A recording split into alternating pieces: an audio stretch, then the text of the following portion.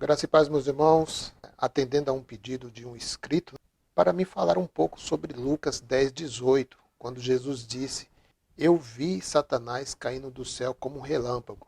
Então eu vou aqui passar o meu entendimento dentro daquilo que mostra as Escrituras. Amém, meus queridos? Então vamos a esse entendimento. Lucas capítulo 10, verso 18, ele respondeu: Eu vi Satanás caindo do céu como um relâmpago. Então, meus queridos, para início de conversa, sempre falei aqui e torno a repetir, Satanás não é um nome próprio. Ele é um adjetivo, certo? As manifestações da carne dentro da religião são tudo demônios. Porém, uma das obras da carne é os ciúmes. Então, dentro dessa visão aí do sistema religioso, há alguns pastores que estão endemoniados, né? Se o ciúmes é uma ação do diabo. Uma convulsão, eles dizem que é do diabo. Um ataque epilético, eles dizem que é do diabo. Então, essas duas manifestações de enfermidades, dentro do sistema religioso, é o diabo que faz a pessoa passar por isso. Então, a pergunta que eu faço é, por que os pastores, então, não vão todos para os hospitais e fazem com que os pacientes parem de sofrer?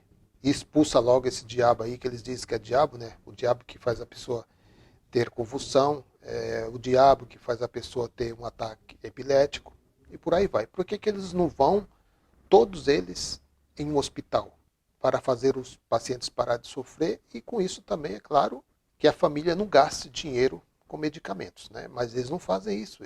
Esses diabos só manifestam dentro das igrejas. É como se fosse um diabo masoquista, né? Sabe o diabo masoquista, pessoas masoquistas que gostam de apanhar? Eu acho que esses diabos aí, eles são masoquistas, porque eles só se manifestam dentro de um local que eles chamam de casa de Deus. Então, por aí já tem muita controvérsia. Porém, meus queridos, já falamos aqui em vários vídeos sobre esse diabo aí que foi aniquilado, foi destruído. Então, quantos diabos tem na Bíblia? Essa é a questão, né? Porque o diabo de Hebreus 2,14, que eu vou ler aqui, assim como que, porquanto os filhos participam da carne e do sangue, também ele participou dos mesmos. Para quê?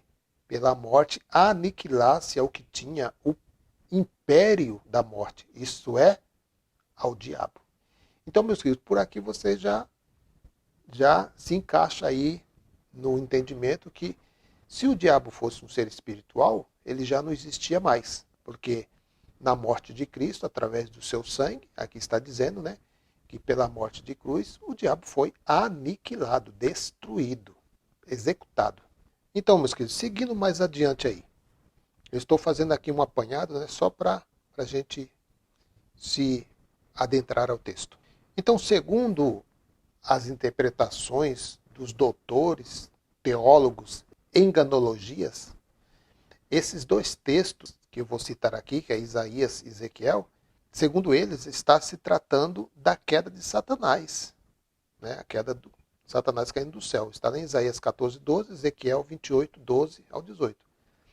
Enquanto que essas duas passagens estão se referindo especificamente ao rei da Babilônia, em Isaías, e ao rei de Tiro, em Ezequiel.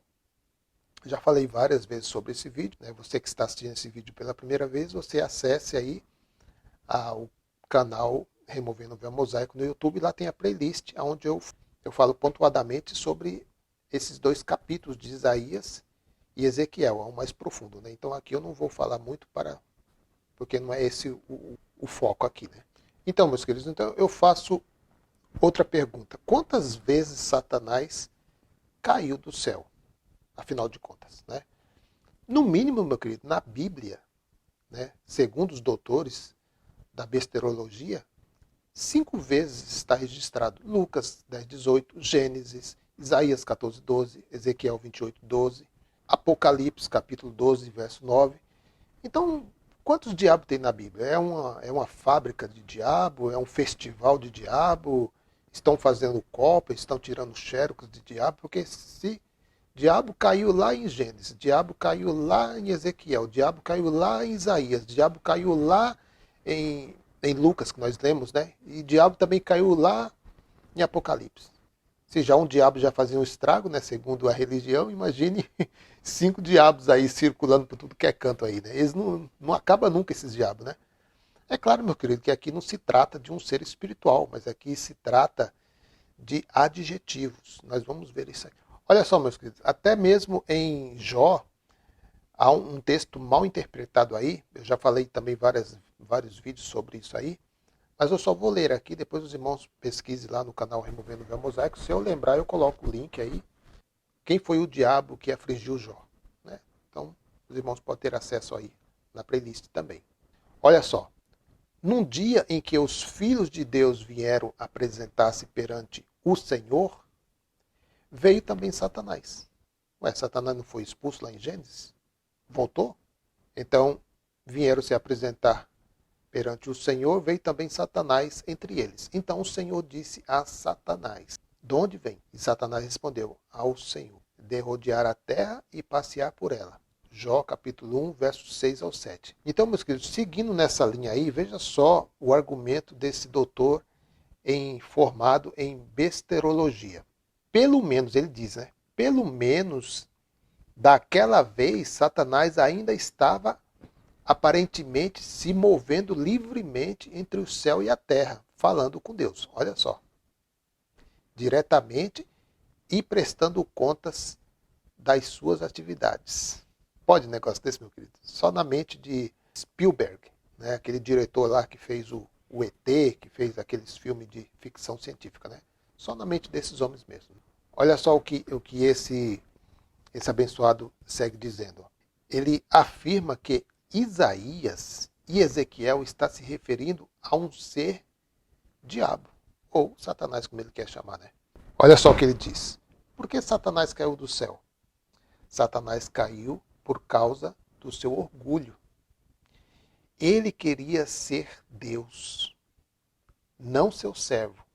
Note tudo que Satanás queria fazer em Isaías 14, 12 e 15, Ezequiel 28, 12, né? Ele diz que está falando de um ser espiritual. Né? Que esses dois textos aí descrevem Satanás como um anjo exclusivamente bonito. Não é? Olha como vem a mente de um religioso. Né? Então vamos ver esse diabo em Ezequiel, rapidamente aqui. Só dar uma chapiscada. Né? Ezequiel 28, 13. Você estava no Éden. Aí, tá vendo? Ele estava no Éden. É o diabo que caiu lá no Éden. Mas vamos ver. Você estava no Éden, no jardim de Deus. Todas as pedras preciosas o enfeitavam. Sárdio, topázio, e diamante, berilo, ônix e jaspe, safira, carbúnculo e esmeralda. Seus engastes e guarnições eram feitos de ouro. Tudo foi preparado no dia em que você foi criado. Ezequiel capítulo 22, verso 28. Vamos ver esse Éden aí, se é o Éden lá de Gênesis, né? Os mercadores de Sabá e de Ramá fizeram comércio com você. Você quem? Com o rei de Tiro, né? Pelas mercadorias, olha, Satanás está fazendo agora comércio de mercadorias. Né? Mercadorias que você vende. Eles trocaram o que há de melhor em toda espécie de especiarias, pedras preciosas e ouro. 23. Arã, Cane e Éden. Éden, meu querido, não é o jardim lá do Éden do Gênesis. Não, Éden é uma cidade. Éden está com E maiúsculo. Olha aí, acompanha aí. Ezequiel 27, 23. Arã, Cane e Éden. E os mercadores de Sabá, Assur e Quilmade fizeram comércio com você. Verso 24. No seu mercado, eles negociaram com você lindas roupas. Aí, Satanás vai precisar de roupa, meu querido. Tecido azul, trabalhados, bordados e tapetes multicoloridos. Para que tapete? Para que Satanás vai precisar de tapete? Né?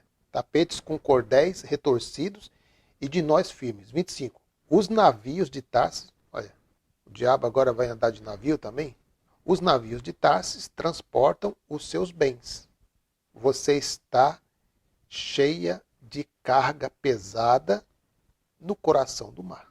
Claro, ele é um comerciante. o rei de Tiro, ele era um grande comerciante e estava no seu jardim. Ou seja, todos os palácios daquela época, todos os reis, os governantes, eles tinham o seu jardim. E lindos, né? Lindos jardins, né? Então, estava ele no Éden fazendo comércio das suas mercadorias. É isso que diz o texto. Aqui não está falando nada do Satanás que eles criaram lá no Jardim do Éden. Olha aí, Apocalipse capítulo 12, verso 9. O grande dragão foi lançado fora.